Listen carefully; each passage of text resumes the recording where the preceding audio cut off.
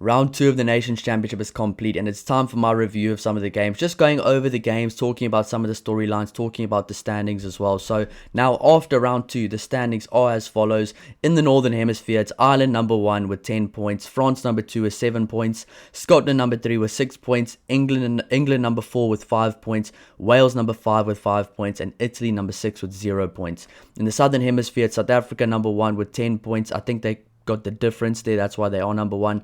New Zealand number 2 with 10 points. Argentina number 3 with 6 points. Japan number 4 with 4 points. Australia number 5 with 3 points. And Fiji number 6 with 0 points. So a little bit of movement there. The things that do stand out to me is that you can clearly see the top 4 teams, France, Ireland, South Africa, New Zealand, are going to start pulling away. They are the better teams in this competition right now, just by the looks of things. But Scotland is holding on there. And I think Scotland could make a late push because they've got a really good team. And I think when Scotland play in their home leg of the tournament, it could get very interesting. So there's still room for a lot of movement, and there's 1 week left, and New Zealand and Ireland are playing against each other, so that could be crucial to see where New Zealand or Ireland go from there, because I think France might win the next game. So if Ireland loses, France might jump them, and if New Zealand loses and Argentina wins, Argentina might jump them as well. So some interesting things happening here after round 2 of the Nations Championship. But we'll go over some of the games here, talk about reviewing some of the games, just talking about what happened. We'll start off with the first game of the weekend, but before we do, if you do enjoy the content, please don't forget to like and subscribe to help the channel grow.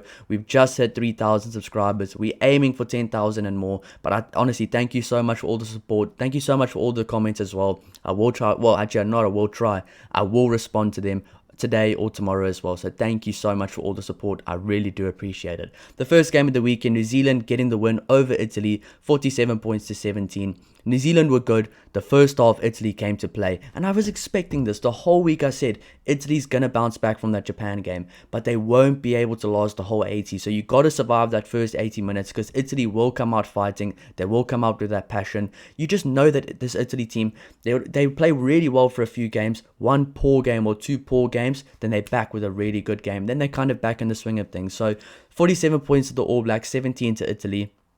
Positive for both teams. I'd say I think the first half, New Zealand will take a lot of learnings, and I think Italy played their best game possible. I mean, that first opening try, poor defense from Billy Proctor, but that's what Tommaso Menoncello does, one of the best players in the world, so you can't really blame them there. A really good performance from some of those Italian players for that first half, but then New Zealand showed their class in the second half. I thought Anton Segner and Josh Morby came on and really made a good impact in that second half, and the All Blacks kind of showed why they are one of the best teams in the world, and they are scoring some brilliant tries as well. So a lot more exciting things to come with the All Blacks vs Ireland game next week as well. That's probably my game I'm the most excited to watch from the entire Nations Championship. Game 2, there we had Australia losing out to France, 42 points to 26. Australia leading at halftime, looking like the better team, playing with a lot of intensity. But then France just played like France in the second half. They were running the ball. They were keeping the ball away from the Wallabies. They had all the possession. They looked unstoppable at some periods throughout the second half. And for the Australian team, once again, a poor second half performance where the energy just dips and there was just no ways they were going to claw out of that hole. So France, a really good performance there in the second half. A lot of questions answered. Intermac and Mathieu Jalibert works really well as a 10-15 axis. Maxime Luku, one of the players of the game, one of the players of the week as well. He was just in my team of the week. An awesome performance from him. Aaron Grandidier and Kanang and Theo Atisogbe, 2 phenomenal wingers. And Yoram Mofana and Fabien Braubery building a really solid centre combination. Both of them not old either, so France actually has a lot of positive things going for them, because I thought as well Gazzotti and as well Lenny Nushi was really good for France as well, and those guys are young players as well, so very good things happening for France. The Wallabies need to bounce back from this, because I thought, okay, good game against Ireland. Ireland showed their class and somehow survived and won that game. But this game's a bit of a, you can't let that happen. Like that's a non-negotiable. You can't let a second half slip away like that. No competitiveness in the second half from the Wallabies. The only player that was really in it in the second half, Fraser McRae. So you have to feel for the Wallabies, but they've got one more game next week against Italy. Hopefully they can get a win to kind of boost them up the scoreboard in this tournament. The third game was Ireland versus Japan. 36 points to Ireland, 20 points to Japan. And I think the scoreboard there kind of flatters Ireland a little bit.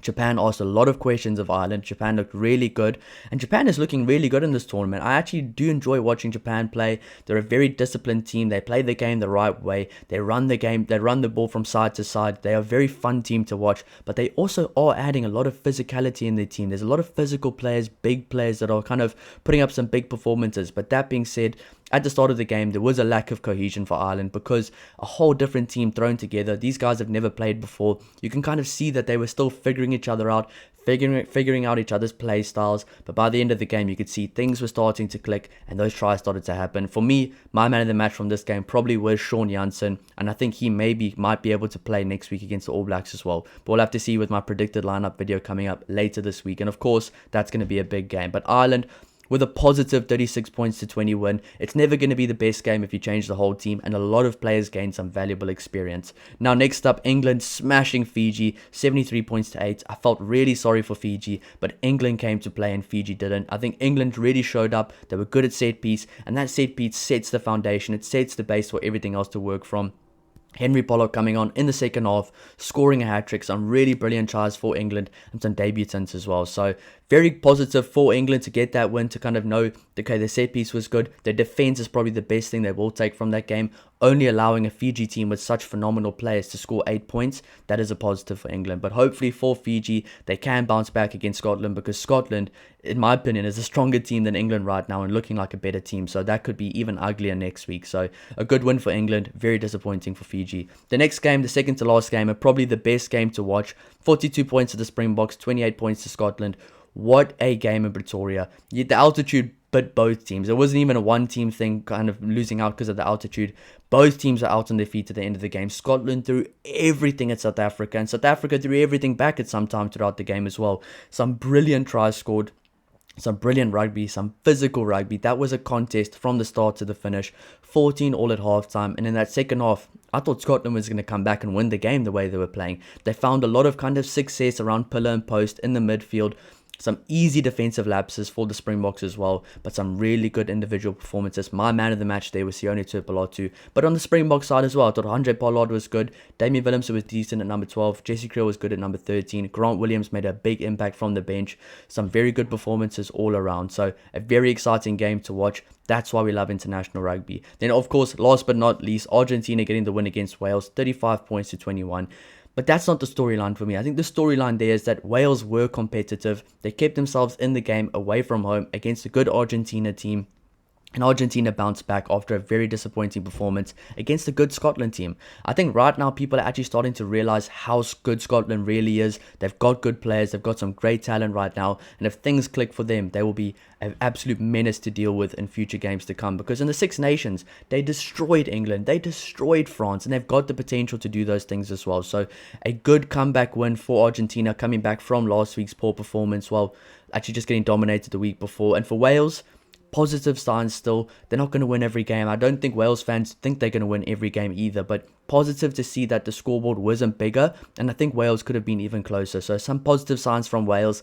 They've got a big game against the Springboks next week, which I think will be another much changed Springbok team. And for Argentina, they're going to look to get a good win over an England team that will be finally having some confidence having a win. So those are the results this weekend. We had New Zealand beating Italy, France beating Australia, a much changed Ireland team beating Japan, England thrashing Fiji, South Africa beating Scotland, but that was a much closer game than the scoreboard looks. And of course, Argentina beating Wales, but Wales are on the up. Let me know which games was your favorite this weekend. Let me know which players you thought were the best this weekend as well. Thank you so much for all the support, and I'll see you in the next one. Cheers.